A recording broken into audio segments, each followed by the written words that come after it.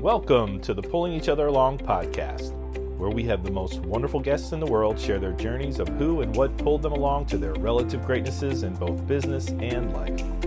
Thanks for tuning in. The Pulling Each Other Along podcast starts right now. Hello again, this is Doug Cornfield with the Pulling Each Other Along podcast. I'm down here in sunny Florida for right now doing my recordings.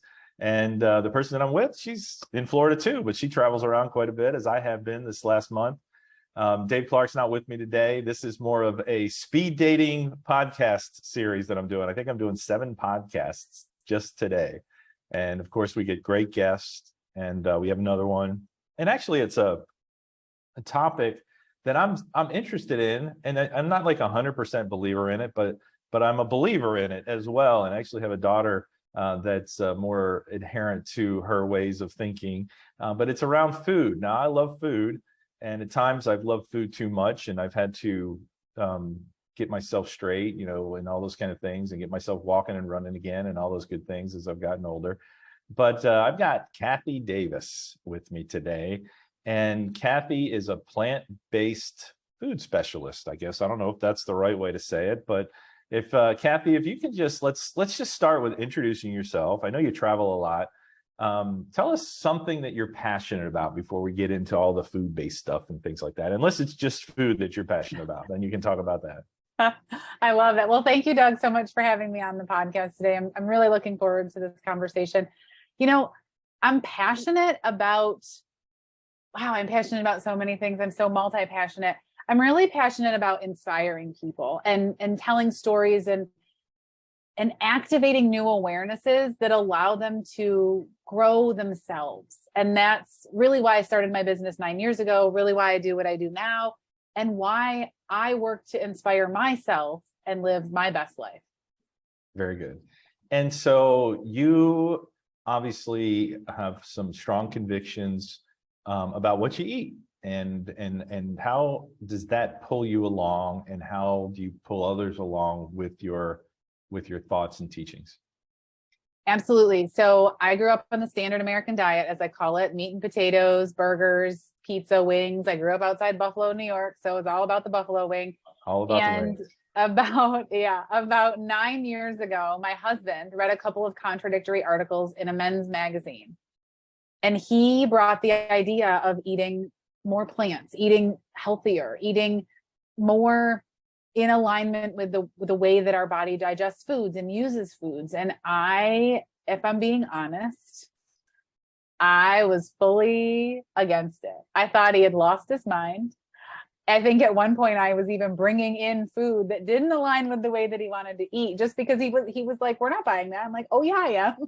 Well, I love that. I'm a grown up, right? I can buy whatever I eat. I love that you're saying that, because that just brings the realness to almost everybody. Right. Oh, you only eat plants? You're a weirdo. You're off your rocker. That's stupid. And I look at it as more along the lines of, if that's what you want to do and that was what works for you, then I'm all for it. This is it's still a free world, hopefully. And, and if somebody wants to eat meat and eat eggs and eat honey and things like that, then I still think eating plants and a little more vegetables is probably a good idea. So obviously you changed your mind somewhere along the line. Took me about 6 months of trying plant-centered meals, plant-based meals, but, where we would swap out the animal products in our meals. So really using familiar foods. So if you're listening to this and you're thinking, "Gosh, I don't want to eat plant-based, but I'm interested, I'm curious." Some things we did early on was we looked at taco recipes. I love tacos. I would eat tacos every day if I could. And we changed up the filling. So maybe one day it was potato tacos. Maybe the next day it was bean tacos or bean and veggies. And we used familiar foods. So even making cookies out of oats and maple syrup instead of eggs and, refined sugar. So just changing things a little bit allowed me to see that it wasn't as scary. And so over time, I went all in, right? So I would consider myself fully plant-based, fully vegan at this point. And about 3 years ago, eating this way, following this vegan way of eating, I realized that vegan food wasn't serving me. You Mm. know, Oreos are vegan. We know that they're not the optimum health food. Right. You can get a vegan Whopper at Burger King. Again, we know the Whopper's not healthy. And so I had to take a long, hard look at what I was doing and how my body was responding to food.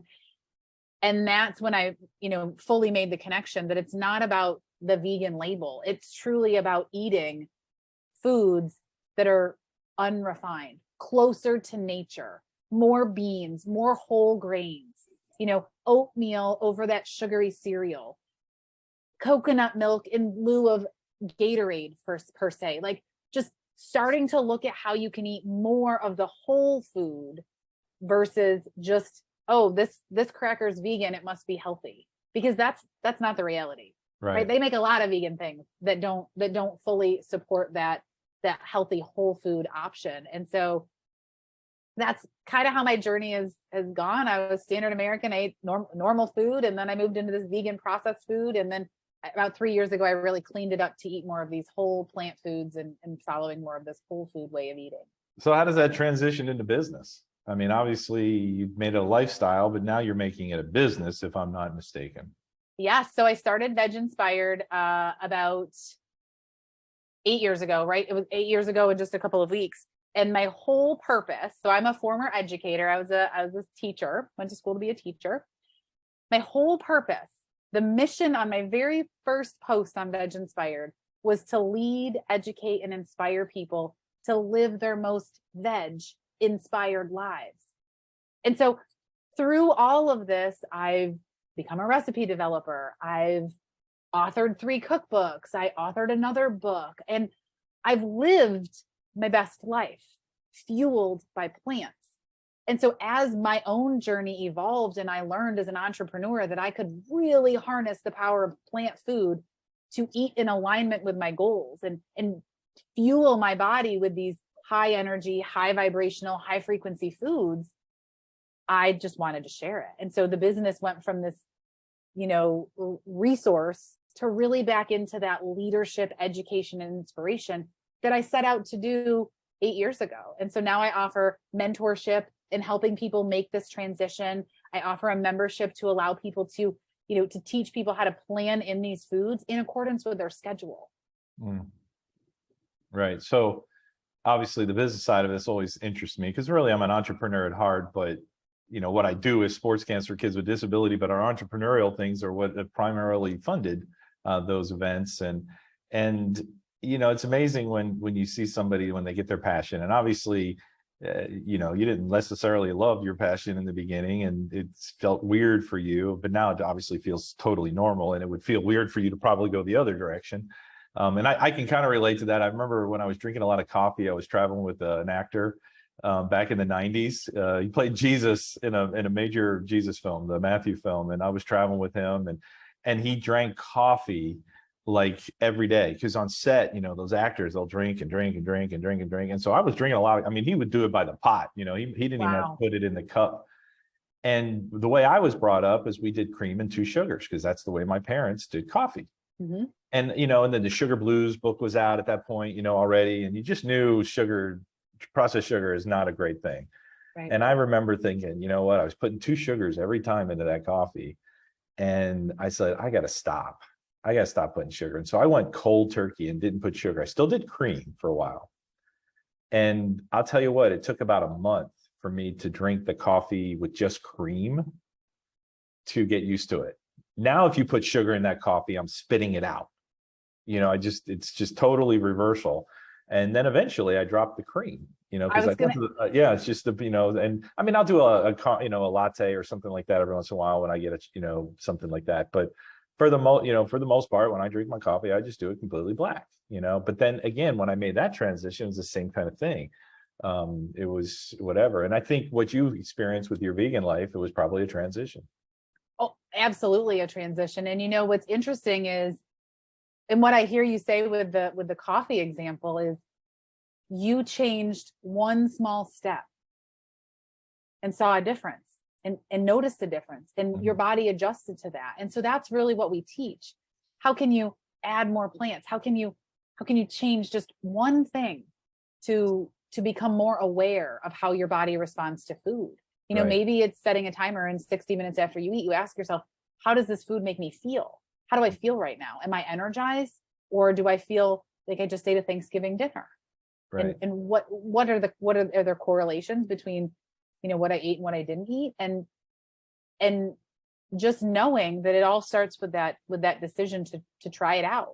Right. So So if there's a person listening in today, which, you know, we get a few listeners on the podcast, you know, what would that person want to, you know, who's that person that say, oh, I should reach out to Kathy. I want to learn more, you know, that person, you know, my oldest daughter, she's gone plant-based, and she probably, when I tell her, hey, I had a person on my podcast that was, you know, plant-based, and she's got some cookbooks, she's going to want to know, you know, she's going to want to Google your website and go on and check it out. So what does that person look like that would come to Kathy Davis to find out about how they can be coached by you and how they can learn more? that's a great question. So I work primarily with female entrepreneurs in my year-long academy, my transformation academy. And it's about getting in tune with the alignment to your goal. So what's the big goal? And then how can you set up your life, food, order around your business, find that alignment among health, lifestyle, and business. So it would be female entrepreneurs who are veg curious, right? You are sitting here thinking, gosh, if that can work for her, can that work for me? Now, Right. I have worked with male entrepreneurs. They typically opt for the one-on-one. I think there's more of a synergy that way. I don't know if that's, I don't know. I haven't done enough research on the science of it, but the men that I've worked with have opted for my one-on-one packaging, not the group options. And that's fine too.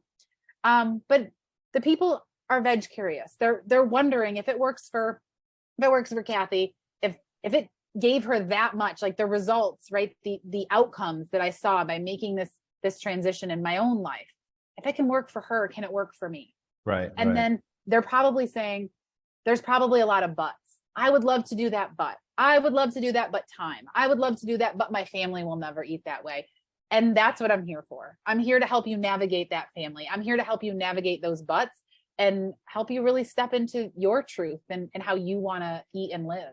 Gotcha. So obviously you're pulling people along and they come. Now they typically do it for a year and they're done. You've taught them what they need to know, or maybe they go for 2 years because they want to just stay on the coaching side and don't, you know, are afraid to leave almost. You know, do you get them? Is it both? Is it different? It is both. I think it depends on it really depends on the person's goal. It depends on how much work they put in the beginning. You know, a lot of times I have people that we start fairly slow. Like we start where you are. There isn't a one size fits all to this. I mean, it really comes down to, you know, what is your goal? And so while it's a group program, it's very customized. And so as I love pulling them along, as I'm pulling them along on their journey and really walking the journey with them from the trenches. Right. It depends on where they are. And so some people do stay on, some people move into a lower option or a more maintenance phase with me. Some people level up and they're like, I want more hands-on. I want to be in your space more. I want you to help me work on, you know, really, let's look at this from a business perspective. And so while I don't do business coaching, I am an entrepreneur and I'm living the life that a lot of my clients want, right? I'm living this dream life of freedom and flexibility and harmony and just this overall sense of joy. And I attribute all of that to eating in alignment with my goals, like really stepping into this full out. Right. So if people are going to get a hold of you, what's your favorite way? LinkedIn, website, email? What should I put in the comments? I mean, my gut is like, man, I should be on LinkedIn more, but Instagram is my go-to place. I'm there. I'm live. You can catch me sharing tips and tricks, quotes, inspiration. What's your Instagram handle then? At VegInspired. So at VegInspired. VegInspired. Instagram.com/VegInspired. VegInspired. So we'll try to make sure I can remember to put that into the contents. And I usually listen when I walk is when I re-listen to my podcast and then I go, oh, I remember Kathy, you know, but when you do 7 of these in one day, sometimes you're like, you don't really remember all the people that you talk to. So when I re-listen to them, it's actually good for me. And it's amazing what I actually get out of my own podcast, you know, because right now I'm trying to think about asking you another question and drawing something out of you. And then when I listen to it, it's a whole nother perspective for me.